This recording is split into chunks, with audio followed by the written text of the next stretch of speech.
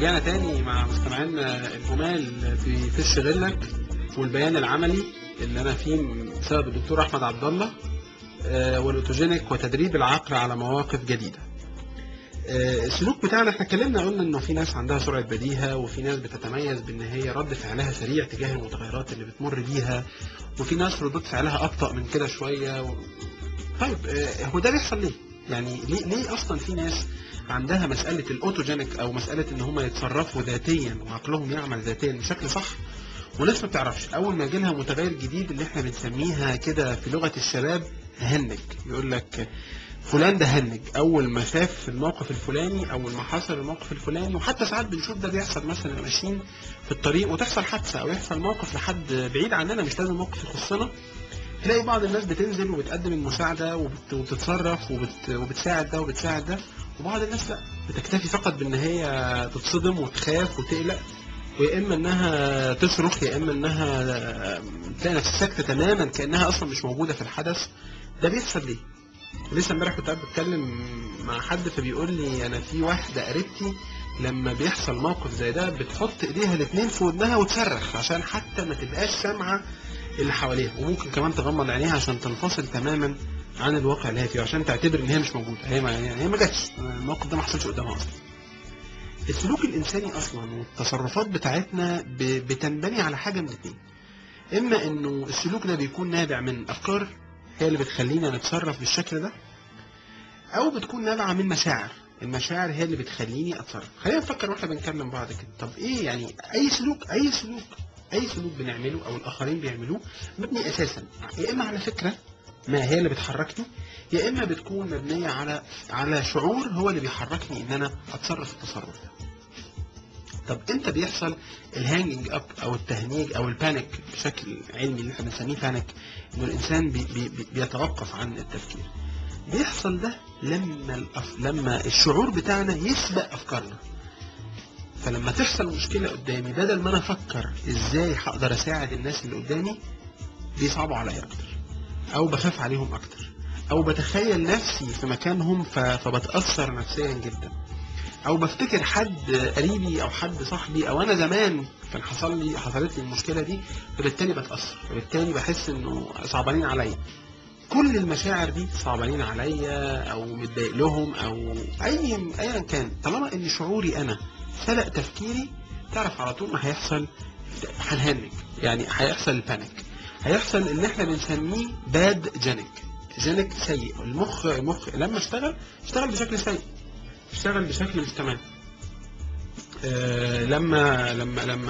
لما انا اشتغلت بشكل فيه باد جينيك، مخي اشتغل بشكل باد جينيك، خلاص توقفت تماما الافكار اللي عندي، وسبقني الشعور وسبقني انه احس ان الناس دي في مشكله، او افرح جدا، افرح لدرجه ان يقول لك انا فرحت لدرجه ان الكلام طار من دماغي. طب ازاي تفرح لدرجه ان الكلام يطير من دماغك؟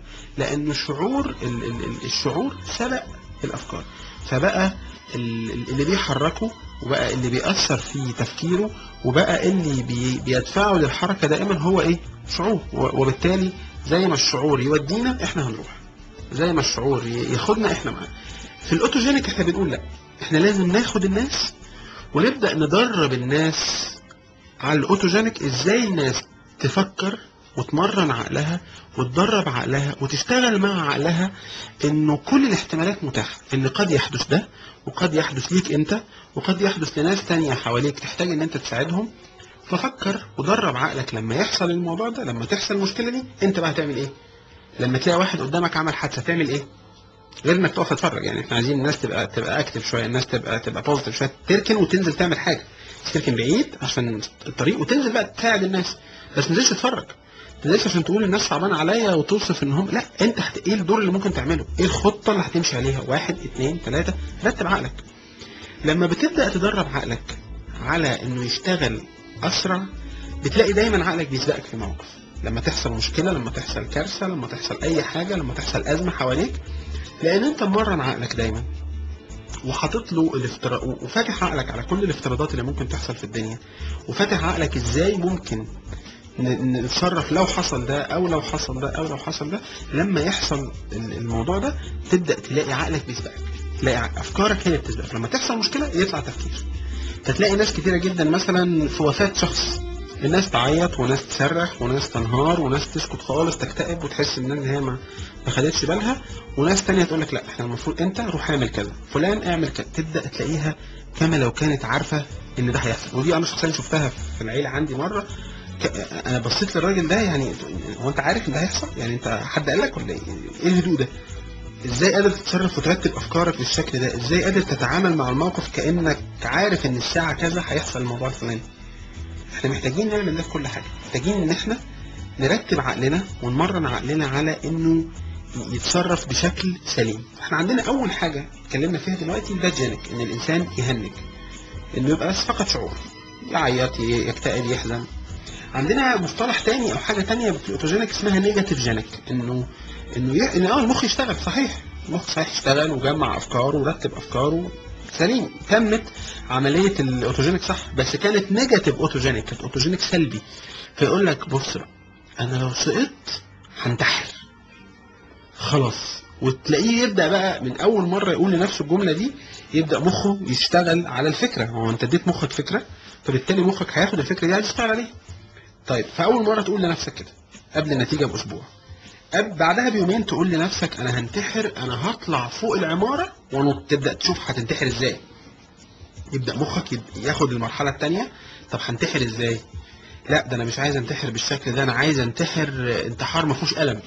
فتلاقي ده غلط، ده اوتوجينيك بس ده نيجاتيف، انت بتدرب عقلك انه يتصرف بشكل غلط. زي بالظبط ايه، ودي حصلت مع واحد صاحبي كنت راكب جنبه في العربيه، كان قدامي، يعني كان هو سايق عربيته وانا قاعد جنبه وقدامنا عربيه، فاللي قدامه وقف مره واحده، وقف تماما يعني فجاه، فاحنا بس يعني لمسناه كده من ورا.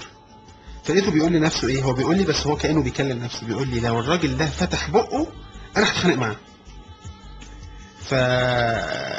فنزل من العربيه جري، فالراجل اللي قدامه نزل، فبيقول له يعني انا مش عارف اقول لك ايه. هو التاني يعني لسه ما كملش الجمله، بيقول له انا مش عارف اقول لك ايه. فلان هو عامل لنفسه نيجاتيف اوتوجينيك ومحضر نفسه ومؤهب نفسه انه لو فتح بقه هيتخانق معاه، راح رادد عليه قال له انا مش عارف اقول لك ايه، انت ما بتعرفش تسوق، انت. طب التاني قال له انا بقول لك مش عارف اقول لك ايه، مش عارف يعني اتاسف لك ازاي. لان هو يا صاحبي كان مرتب نفسه وعامل لنفسه نيجاتيف اوتوجينيك انه لو فتح بقه الراجل ده انا هوريله، لو الراجل ده اتكلم او قال حاجه انا هرد عليه بالشكل. فكانت النتيجه ايه؟ انه اتصرف معاه بناء على الترتيب اللي كان مرتبه لعقله، وده كان غلط.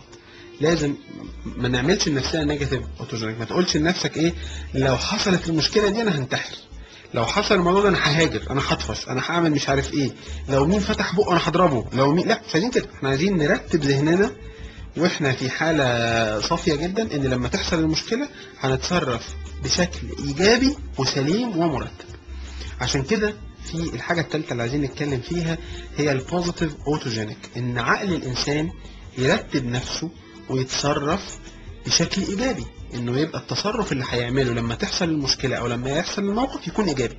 يعني مثلا واحد نازل الصبح رايح شغل، وهو يعني في ابسط الحاجات، يعني رايح ياخد عربيته عشان يروح شغل او رايح يركب مواصلات او اي حاجه، فيقول لنفسه ايه يعني، طب انا دلوقتي نازل اخد العربيه وعايز اوصل الشغل، طب نفترض ان احتمال العربيه ما تشتغلش، ايه التصرف؟ ايه هي بلان بي او ايه الخطه البديله اللي انا هعملها لو العربيه ما اشتغلتش؟